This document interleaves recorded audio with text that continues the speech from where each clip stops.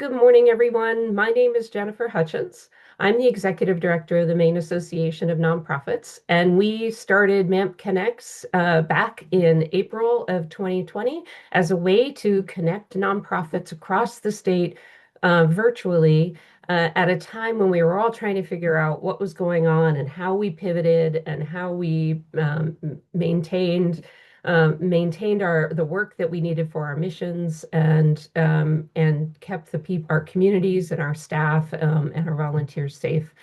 And we have found that that virtual connection across this state is something that people really value. And it's been a pleasure for us to be doing this now into 2026. It's really exciting. So thank you all for being here. And please, as you join, please continue to introduce yourselves in chat. If you have any questions, please put them in chat. If you have any private questions, one of my co-producers here is Ellis Ivy, and you can find him, connect with him over in the chat field and send him a private message if you prefer to ask a question privately. So I'm going to get started with introducing our topic and our speakers for this morning. So one of the things that we're really passionate about at MANP is building the collaborative capacity of nonprofits. As we have seen, as I said, this program was started in April of 2020, a very stressful time for communities globally, of course. And we at MANP were seeing the particular effects that it was having on our community here in Maine and our nonprofit community in particular as the frontline and invisible backbone to strong communities. And so since that time, things have stayed kind of chaotic. It's a time of what we call adaptive capacity, where you're trying to figure out how to make sense of things. And it really hasn't felt like things have really settled down. I don't know about you, but it seems like since April 2020, things have been kind of crazy. And the thing that we keep learning is that the best way, or one of the best ways to address those issues, is to lean into our communities and to really figure out how we can share the work, figure out how we can put the pieces of the puzzle together with regards to the people with purpose in our state who want to strengthen our communities. So we're really passionate about figuring out ways to work collaboratively together.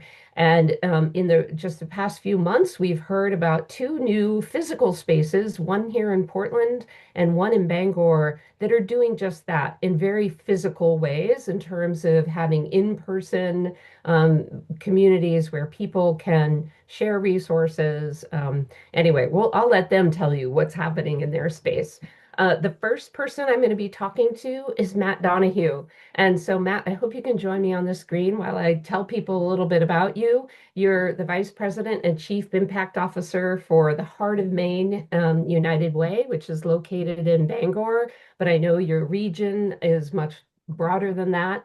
And you have really been the driver behind what's called the community, correct? A hub to bring nonprofits together to share ideas and all of that. Again, I'm going to let you describe it because you're going to do a much better job than me. Thank you for being here. Good morning. How are you? Good morning, Jen. I'm great. Thanks for having me. Yeah, that's great. Let's dive right in because, as always, MAMP Connects is always, we try to get people in and out, and I try to pack in a lot of Yep. information. So tell me about the community. How did it come to be? What were the gaps? What were you seeing in your community that you really wanted this challenge or the gaps in the community that you wanted the community?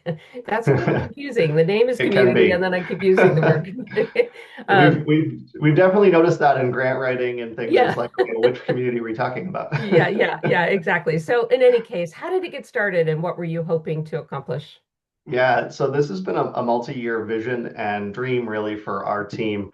And it really started with the idea that every nonprofit needs more dollars. We know that we try to fundraise a lot and bring in more dollars to help support our mission, and all the nonprofits on this call, I'm sure, do the same.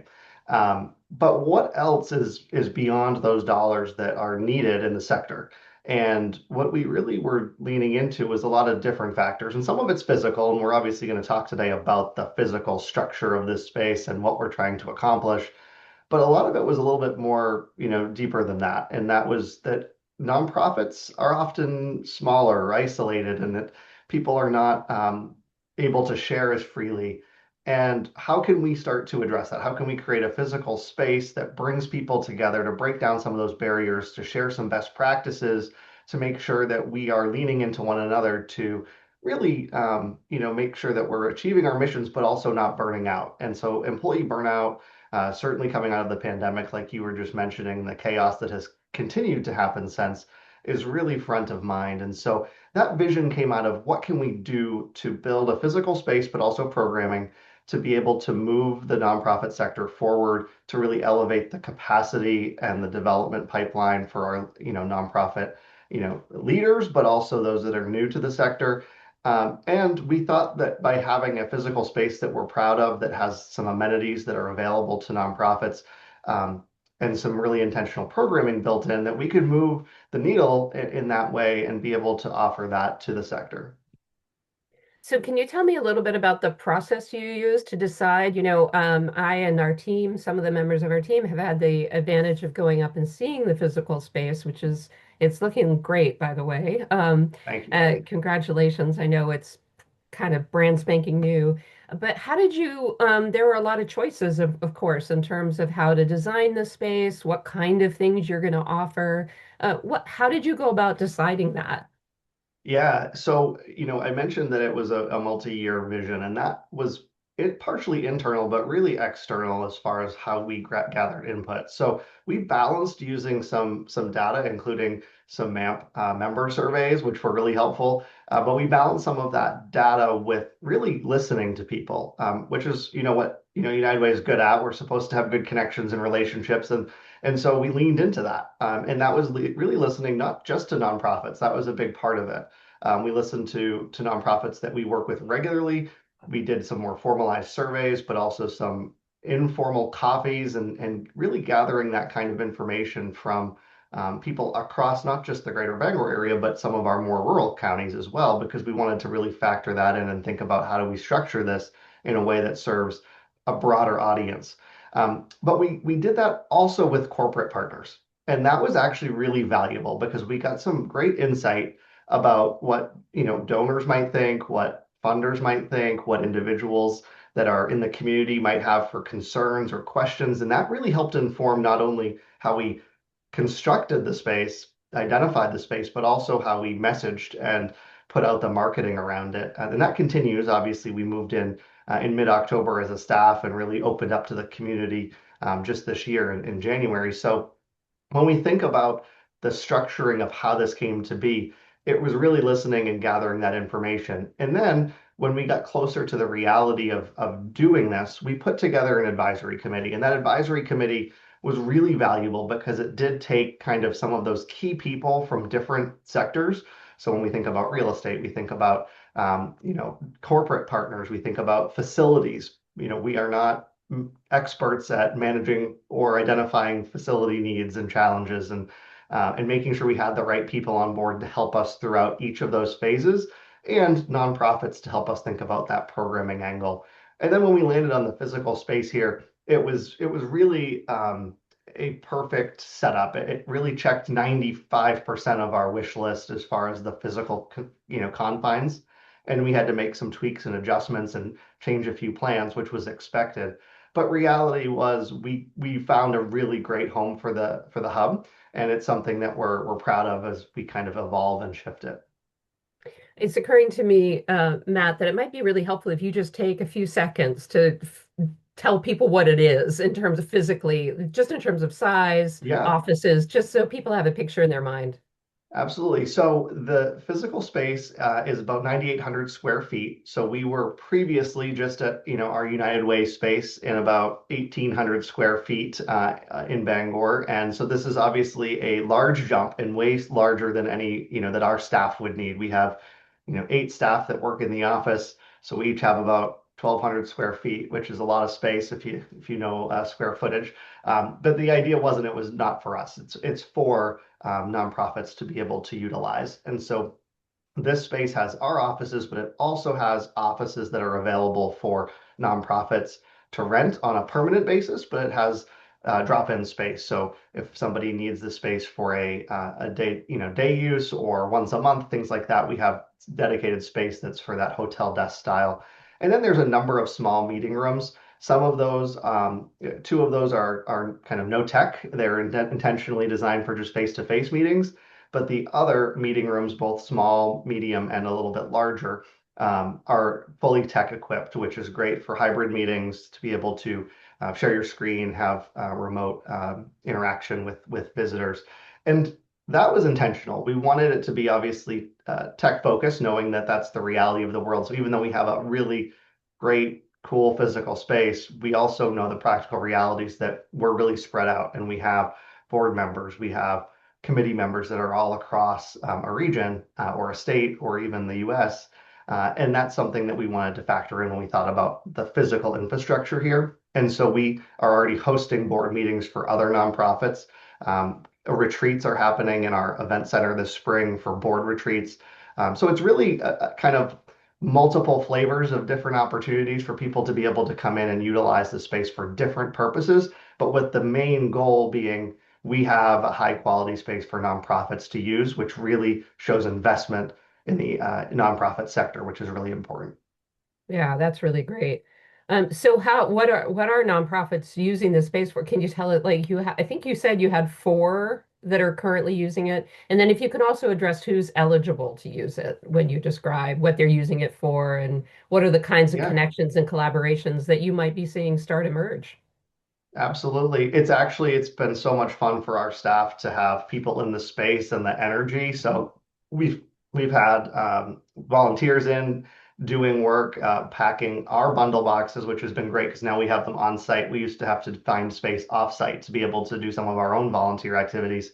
But beyond just those needs, we've had a Fusion retreat here in our event center. Fusion's a young professionals group that meets in the greater Bangor area. And that energy was fantastic. Boards that have been using the boardroom, all kinds of different sector or parts of our sector. So it's been Mm. everything from Little League Baseball to Historical Society to older Mainers. And so it's kind of really cool mixing pot of a number of different types of nonprofits coming together that wouldn't always kind of go hand in hand or work together and seeing that energy. But when we think about the spaces, we do have 13 office spaces that are kind of for permanent rent. Four of those are already kind of secured, and we have people already utilizing those. And we actually just started promoting that this month, so that it was kind of by word of mouth that those spaces were rented. Nonprofits are eligible.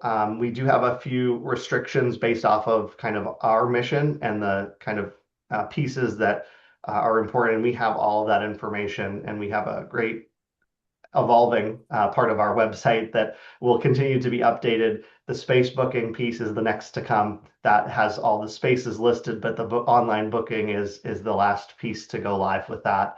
And we're leaning into software where we can to make our lives a little easier as well as people who are looking to book. But we do have information about the office spaces, the small meeting spaces, and each of the different kind of angles of the hub that we have. And then as we think about the future, it will evolve. Just like we listened to people going into this and kind of built this framework, we're going to evolve and tweak, and we already have. We had a training in here yesterday with some individuals of different sectors, and we gathered information from them at the end of that training that will help us think about 3 months from now what we're going to be offering. And so it's going to continue to be an evolution. The physical space, I think a lot of people really hone in on that, and that's the catalyst. That's what people are excited about. But really, it's those intangible things like connecting people, having the energy in the building, being able to go across the hall and share a big donor win, or sometimes the opposite, go across the hall and complain about something that happened with a board member or with something that you're kind of frustrated about, but someone will understand that kind of shared language. And so it's kind of a fun energy, and we do hope that that continues to build connections and really help nonprofit employees feel connected, not just within their own organization, but across the sector. You have a quick question here, Matt. Sure. I'm hoping, can you offer some names of the software examples that you're considering? For the booking, I'm assuming that's what Yeah, that I means. think Yeah. so. Yeah. Yeah, so we it's been a challenge actually. We have looked at office R&D, we've looked at acuity scheduling. So that's acuity scheduling is a lot of the box because that's typically used more for like booking like a hair salon or massage service or something like that. And we're kind of looking at it for room service to book a room. And so that is the one that we have one technical glitch that's preventing us from going live with that. If they can solve it, that's the one that we've landed on. But we looked across, basically, we started with other nonprofit rental spaces and some co-working spaces across the country to see what they were using for software. And then we kind of narrowed that filter down. If someone has a better example or a great one, we're in the market, but it's been a really unique challenge to try to find the right winner for that. And Matt, I might put you on the spot that Of course, if people want to talk to you offline about it, absolutely. I'm No, voluntolding you. I'm always happy to chat, especially about fun projects that we're really excited about here. Great. Okay, that's really great. So, what advice would you give to others? And actually, you know what? I think knowing I just have a sense of this audience. Also, when you talk about what advice would you give to others, like particularly from the funding side, I mean, one of the Yeah. things I pulled out that I thought is just so important to elevate is this idea. Is this idea of a simple idea, but I remember learning it and it was a big aha, which is um, contact your potential funding partners early and get them involved in the conversation early on. So I just wondered if you could talk a little bit about what advice you have to others, but maybe lean into the funding side of things. Yeah, so I'll take that as the two different things. So on the funding side, it absolutely, this has been a true win as far as not just being able to generate funds and revenue for this project, but it has inspired some donors that, as a United Way, we have a goal every year. We fundraise to be able to support the nonprofit sector that we do through grants and through our programming. And rightfully so, we face some tough questions from community stakeholders about, is this going to take away from that? And we had that, vision that no, this is going to energize that. It's going to invent a little bit of what we do. And so just from a kind of two-pronged perspective, we've already achieved 85% of our capital campaign for this project. That's a 2-year goal, and we started that in June. So we're, you know, 9 months, 8 or 9 months in, and we're 85% of our way there to the capital campaign. And that was because of the pre-work we did that you mentioned, Jen. That's because we did build relationships with funders, with individual donors, and really brought them along for the journey of what this particular project could be, why we thought it was important, and how they could play a role, and how it really helped them. So when we think about a corporate partner, how is this project going to help you? And there were different reasons. So the different motivations were key as far as how to sell that. As far as is moving forward and thinking about advice for others, one of the key things that we really landed on was we know this is going to change. So we cannot be so rigid that we can't evolve. So when we think about, we had this vision, and I can pull up my notes from what that looked like 4 years ago. And impressively in my mind, like 80% of it's still there, and it's still there in the kind of similar form. But things change, and that's not just from our perspective in the physical building, that's also from what the community needs and the nonprofits that we're serving need. And so that has to evolve and change. And so when we think about that funding model, the other piece that I think, when you think about that flexibility is to know what the critical pieces are that you're not willing to, the mission is there, and you have to kind of meet that versus what can be tweaked and flexible. And as we've moved forward, we've really evolved in thinking about how do we build programming. Some of the timelines around programming have either moved up or pushed back based off of the need. And so being flexible and not having that kind of handcuffs of being like, we have to do this because if we don't, that funder is going to take their money away, or we're not going to be able to make the payment this month for the electricity because we weren't able to do that one event that was going to bring in the $2,000. Like you have to have a little bit more kind of bubble and flexibility there to be able to execute and build that forward. Yeah, that's a really astute observation. Well, Matt, I could talk to you longer, but we do have some That's other of guests, and before you course. go, I just want to say, folks, it's also already this project has already sparked a bigger collaboration between Heart of Maine United Way and the Maine Association of Nonprofits, which we're really excited to develop. So that's just one other example of how this is making such a difference. So thank you for this vision. Congratulations, and thanks for coming this morning. Happy to be here. Thanks, Jen. Thanks, Matt. So Jonah and Maya, if you'd be willing to join us now.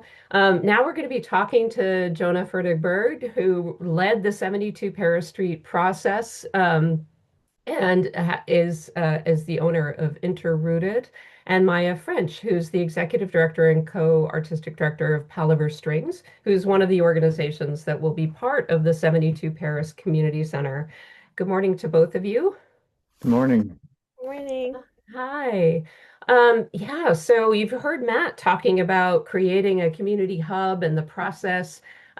Jonah, I went to a meeting or two for that process. It's a very unique project in terms of how it came to be, with Heart of Maine United Way, that's a very established organization, and Matt leading a very strong vision that ended up in this shared space. Uh, my recollection of 72 Paris Street was it wasn't an organization that was going after this. It really became a very much a community driven process. What is your perspective about how it got started and how the process moved forward?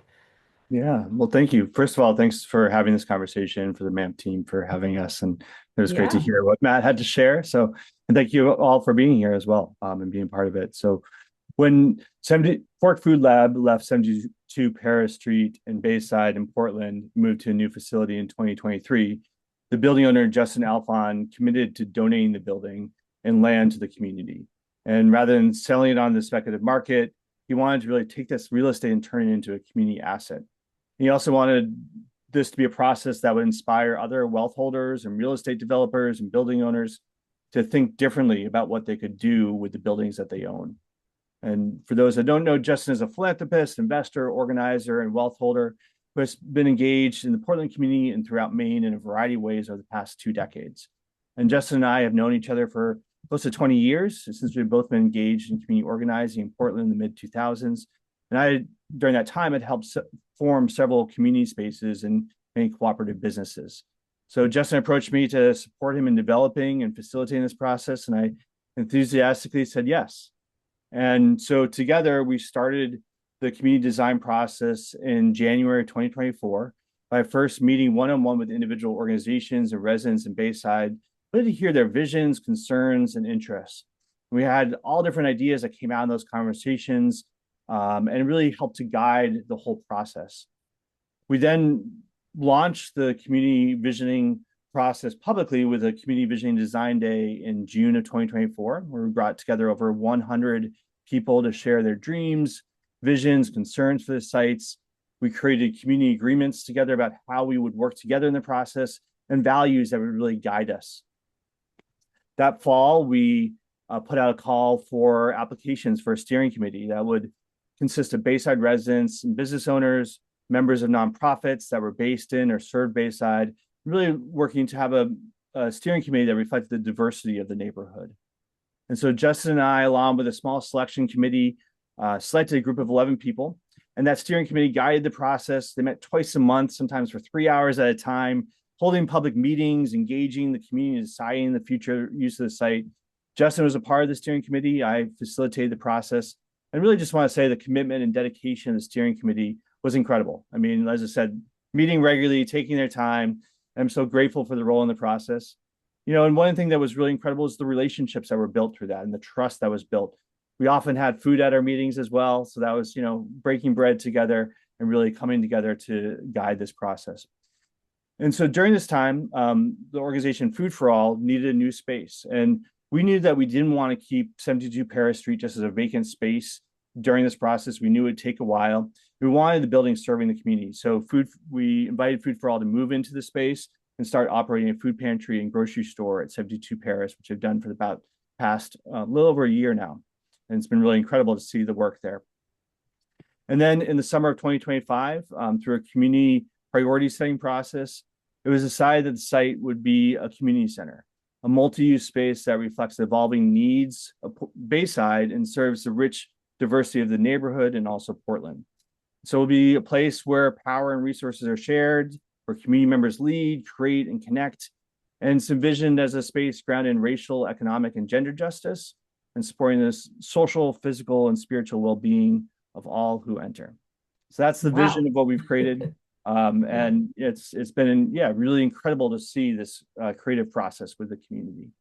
Yeah. And so what ultimately four organizations are part of it. Do you want to talk a little bit about who that is and how the values landed you in those? You've talked a little bit about that broadly, but a little more specifically.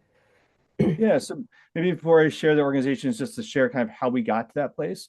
Yeah. So last summer, the steering committee released a request for applications for collaboratives, entities. It could be organizations, nonprofits, or community-based businesses, and individuals to apply to be part of the community center. We had 17 amazing applications that were submitted that presented a wide range of visions for the site. There was proposals for community education, movement programs, community music programs, housing support, community well-being, food, collaborative nonprofit space, creative art spaces, and more.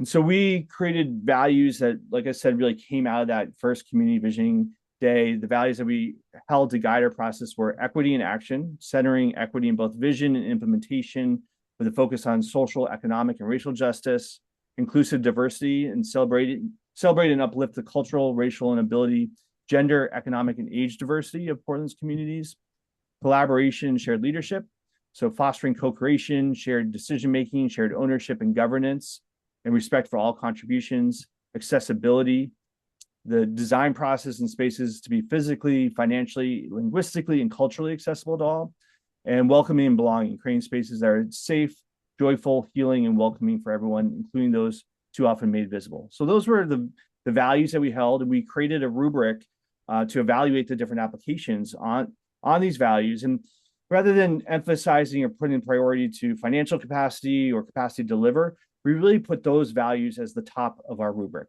We also looked at the financial capacity and other aspects, but that was really the focus is the values. And through that, we had a lot of conversations and discussion. And then in January 2026, we announced that the steering committee selected the collective, which is Maine Association of New Americans, Palaver Strings, and Project Home, to lead the development process and also endorsed Food for All to remain as a tenant at 72 Parris Street. And so the collective will now be supported by and consult with a new development committee with representatives from Bayside and Food for All, as well as Justin will be on that committee, and I'll be continuing to facilitate that process. So really excited for this next phase of 72 Parris Street. Wow, congratulations. I just know how much time and intense process is required to maintain that type of authenticity and values. So thank you, Jonah. Maya, I would love to hear from you now. Can you talk a little bit? I know a little bit about Palaver Strings, and you guys really, I think everybody in your group is a co-artistic director, right? I mean, talk about shared power when it comes to making music together. Can you talk a little bit about how sharing this space with these different groups, what benefits you see for you as an organization, but the community as a whole? Yeah, that's a great question. Thank you so much. We're really honored and excited and a little overwhelmed to be part of this project. It's like it was a huge like surprise, even though we submitted the application obviously to just be selected for this, but it feels like just completely the right thing. And we are located currently in the Bayside neighborhood. We've been renting a space there for 5 years, and so it just feels like there's so much alignment, and we're really excited to continue to make it our home and learn more about the community there.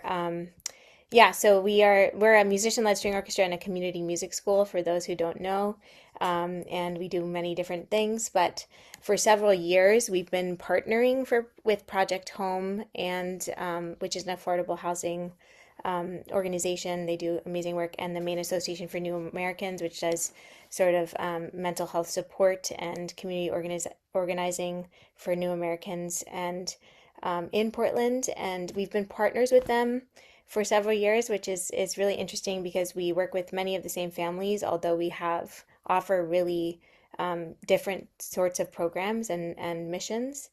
And so we came together and created this application um, in the summer, and our idea, and then sort of as we were welcomed into this space, it became clear that it really is amazing to have a community center with food, obviously. So working with Food for All is going to be a joy, and it will be a process to learn together as we create this. But our idea and dream initially is to create, as Jonah said, a community center with wraparound services, and we've been thinking a lot and deeply about what that means, and what that will mean for each of us as organizations individually, but most importantly to Bayside and to Portland. And I think all of us, but I've been thinking about this a lot within Palaver, about the term neighborhood specifically, more separately from community. Um, and I think that neighborhood represents like our physical area where people, businesses, and the natural world, um, all of those things can interact. And a thriving neighborhood is maybe one where a person can feel really safe while having many of their needs met around food, health, education, arts, leisure, and connection to oneself, spiritually, whatever, and others, but also where they might be able to live next to folks also accessing the same things, but that might be really different from them or come from different Mm, spaces mm, and have very different needs. And so our hope is that this center would be a true physical manifestation of a building where a person could walk into this space and have their needs met, accessing food from Food for All, or maybe a community cafe in the space, connecting with their neighbors in that way, like sitting down at a table, meeting and convening at community events. We want to have a gathering space. It's really needed in that area, where people can rent it, or organizations can rent it, and continuing to have the access to music, healthcare through MANA, and community support, housing, and other touch points throughout the building. We're not really sure what it's going to look like. We'll probably have lots of, I don't know, it will evolve in many ways, and we can't really foresee that. But we know that we want the community in Bayside and all of our families that we serve through our programs to access this building and many different needs. And I think that the neighborhood around 72 Paris is obviously becoming really developed in many different ways, gentrified, and it's really important that this is an accessible space more than ever. So that's mm. just something that's really important, I think, to all of our organizations, and we think and hope for Bayside as a neighborhood. Well, thank you for that vision, Maya. That's really, really great. I love that distinction of neighborhood versus community. Um, can can both of you offer, I know this is an ongoing project, it's in development, but is there anything that stood out to you so far, a lesson learned that might be useful to other people who are interested in creating shared spaces that you'd like to offer? And I ask either one of you, maybe start with you, Maya, because you're on off mute, but Can you just say this again? Sorry. Say yeah, this. sure. Is there a lesson learned? Is there something that that through this process so far, even though I know it's ongoing, is there something that has surprised you, or just something that's really stood out as a moment where you're like, huh, okay, this is an interesting part of the process that I'm learning. That's a great question. I feel like it's all relatively new because we just found out like in November, at the end of November. Yeah. So we're all new to this. But I think um I think shared decision making in itself, this is something I've done for my entire career. Palaver has been my entire career. I'm in a shared leadership organization. It's something I believe in fully with my entire being. I don't think I'll ever step out of this realm in terms of my career. I think that um, shared shared leadership, shared decision making is all about moving at the speed of trust, which I think Jonah and Justin have talked about a lot. Um, and and it's also about recognizing that I think in this case, each organization, but everyone really involved, for in this case, like each organization, the owner, each resident in Bayside, the facilitator, probably in the future as we get in towards the like development, each subcontractor is going to have their own set of unique needs and previous experiences, and they're going to be coming into this experience um, with their own background. And because of that, building trust and having complete transparency is like the most important thing we can do. And I think like laying the groundwork for that kind of slow um, communication and kind of friendship is really important. I think that often we are walking into workspaces and like really prioritizing professionalism and sort of like um, yeah, professionalism and like efficiency over over sort of emotion sometimes. And I think that um, in order to like get things done and to kind of like keep a workflow happening, but I think at times when you're really making big decisions and trying to make sure that trust is there, that can kind of like overstep um, yeah, trust building and making sure that decisions are really made with the most integrity. So I think that's something that's really important when we're trying to build something that when people have like really have a lot of stake and ownership in. I don't know if that makes sense, but It does. It yeah. totally does. It's really, really useful. Thank you so much. Jonah, I'm gonna actually put you on the spot with a slightly different question. It's similar, but well, we had a question from someone who registered for the program early on, and uh, they asked, how do you create a space that connects with the community, but you still have control over? And so I was just wondering, like, I can only imagine that there was this, what, particularly in Justin's case, how do you let go, and how do you decide what's important to keep? And I just wondered if you could talk a little bit about that tension. Yeah, that's great. Great question. And I think it's an evolving process in here. And I think one thing is the importance of just acknowledging power and where power lies in a process. And I think, it would just echo what Maya said about the decision making, clarifying decision making. I think one of the things that we really in this process really try to continue to go back to the community and listen to what the community had to share with us. And so, we had a steering committee that represented elements of the community. It wasn't like it was completely representative of everyone, but came out of the community.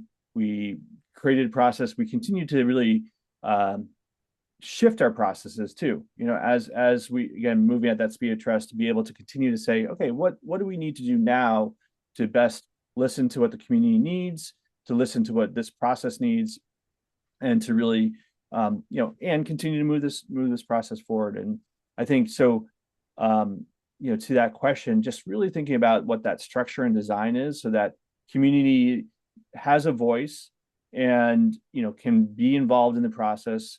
And at the same time, as we move into this process with the collective, and really that there's the importance of their voice and their decision making as well. And so if it's clear where community has voice in decision making, it's clear where the collective has voice in decision making, it's clear where then Justin as the building owner in this time has voice in decision making. And so those are really important, I think, both now in this process, but also as we move forward, to really think about a structure where community has input into the community center, maybe a governance role in the community center moving forward. And that's all to be determined. We'll really determine what that looks like.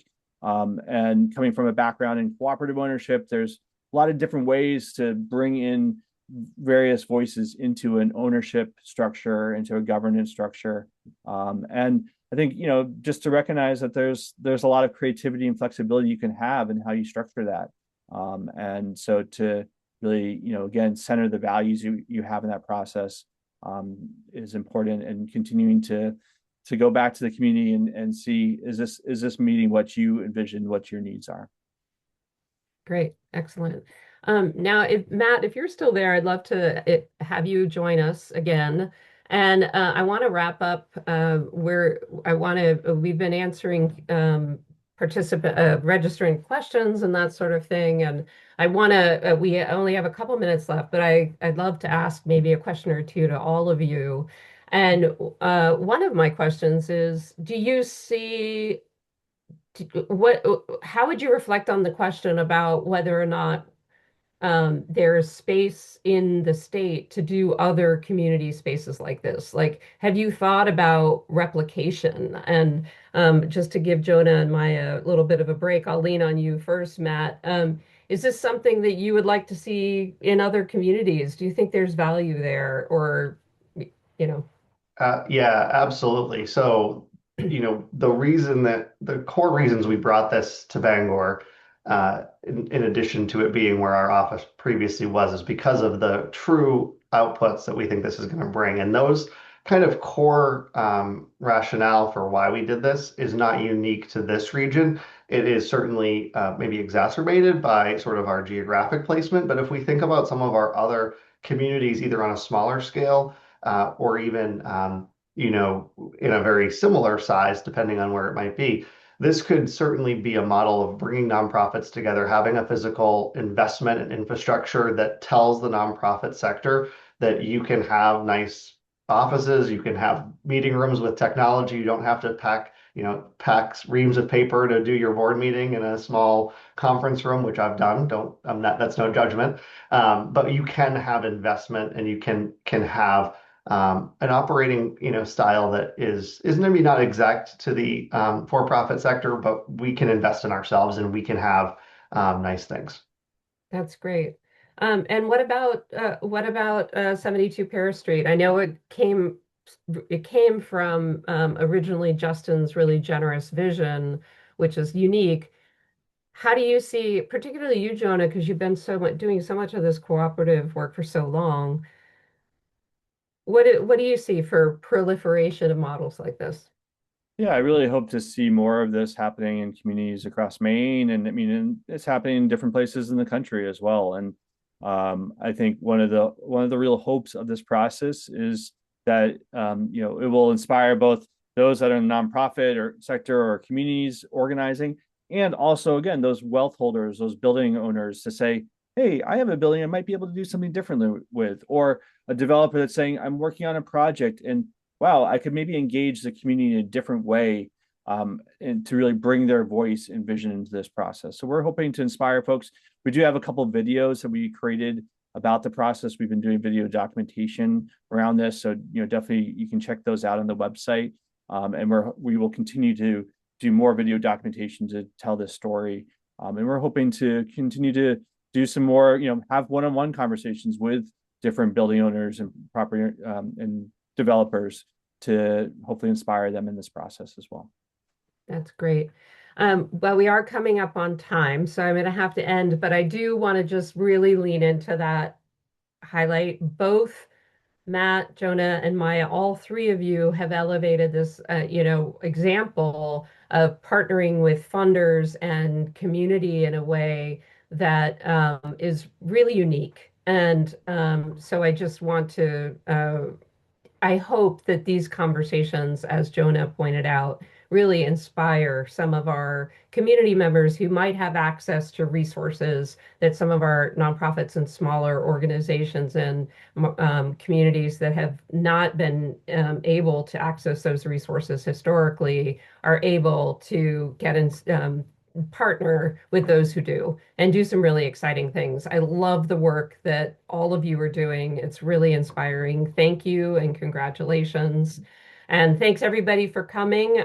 We are going to have our March MANP Connects is on March 27th, and we're going to be inviting our friends from Third Sector New England. They have just done a new report on leadership in New England, and they've talked to all different types of leaders to find out what the nonprofit community needs for developing leaders in the future. So come listen and hear what Michael has to say from the research that they've done. And then also just really quickly, we have a great program coming up on March 12th, a 90-minute webinar that's called Lead from Strengths. And on this theme of collaboration and leadership, if you're a leader who's trying to strengthen your muscles around encouraging a team to work collaboratively, this would be a great step. And then you can get more inspired by the work at 72 Paris Street or at the community up in Bangor and maybe start your own hub. So thanks everybody for coming, and we'll look forward to seeing you out there in community. Take care. Thank you. Thanks, guys. Really Thank you. appreciate it. Of course.